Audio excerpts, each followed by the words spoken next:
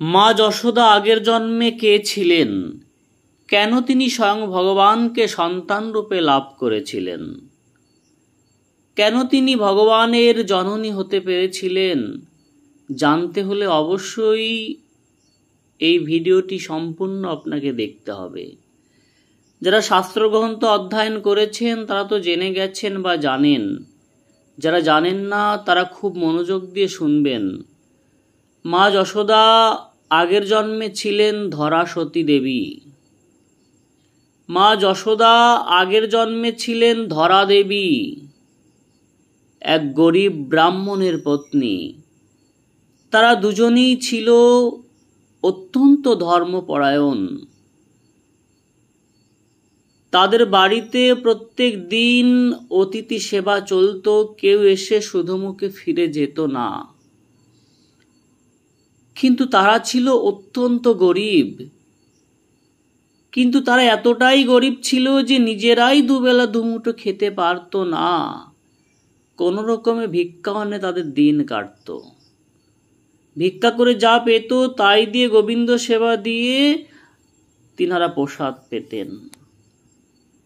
একদিন ভগবান নারায়ণ ও নারদমণি তার ভক্তকে পরীক্ষা করতে ধরা দেবীর বাড়িতে অতিথি সেবার জন্য আসে।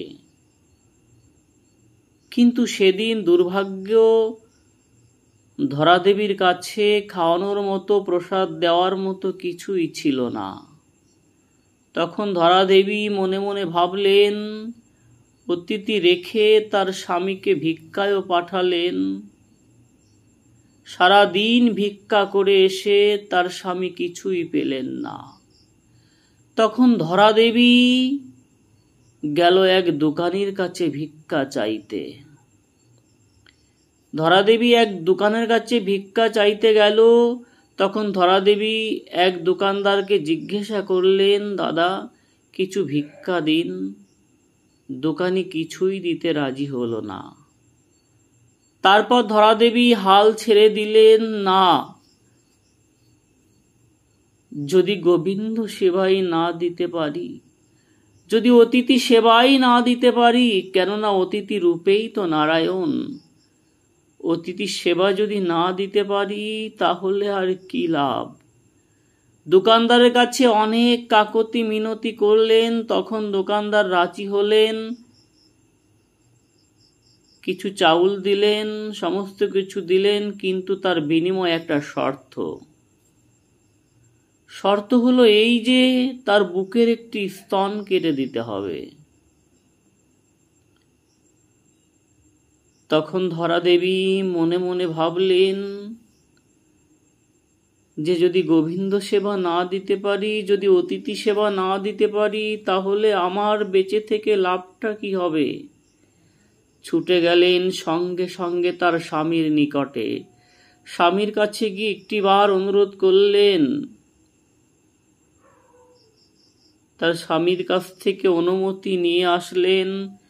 তারপর দোকানদারের কাছে এসে তার স্তন কেটে দোকানদারকে দিলেন।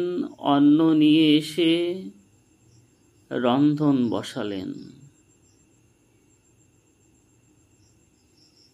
সেই রন্ধনের অন্ন দিয়ে ভগবানের সেবা করলেন।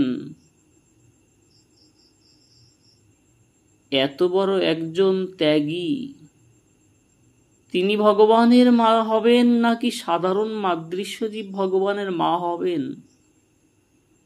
তখন ধরা দেবী দেখেন তার সামনে স্বয়ং ভগবান দাঁড়িয়ে রয়েছেন প্রকট হয়ে। ভগবান আর তার কষ্ট দেখে থাকতে পারলেন না, নিজেই তিনি তার সম্মুখে প্রকট হয়ে গেলেন।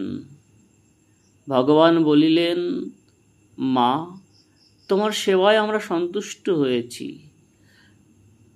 তোমার সেবায় আমি সন্তুষ্ট, তুমি যে কোনো বর চেয়ে নাও মা। কি বর তুমি চাও, কোনো বর চেয়ে নাও। তখন ধরা দেবী অশ্রু নয়নে বলিলেন, হে ভগবান, যদি দিতে হয় এই বর দাও, পরজন্মে যেন আমি তোমার মা হতে পারি, তুমি আমার পুত্র রূপে এসো। এই যে চাওয়া, এই চাওয়া পূর্ণ করার জন্যই ভগবান এই দাপরে মা যশোদার গৃহে তিনি কানাই রূপে অবতীর্ণ হয়েছিলেন। দেখেছেন ভক্তির মহিমা, অতিথি সেবার মহিমা, ভক্ত সেবার মহিমা। এই গল্প থেকে, এই কাহিনী থেকে, এই লীলা থেকে আমাদের একটাই শিক্ষা, কেউ অতিথিকে বহির্মুখ করবেন না, কেননা অতিথি রূপেই নারায়ণ, অতিথি সেবা দিলেই গোবিন্দ সেবা হয়ে যায়। জয় গুরুদেব, জয় রাধারানী।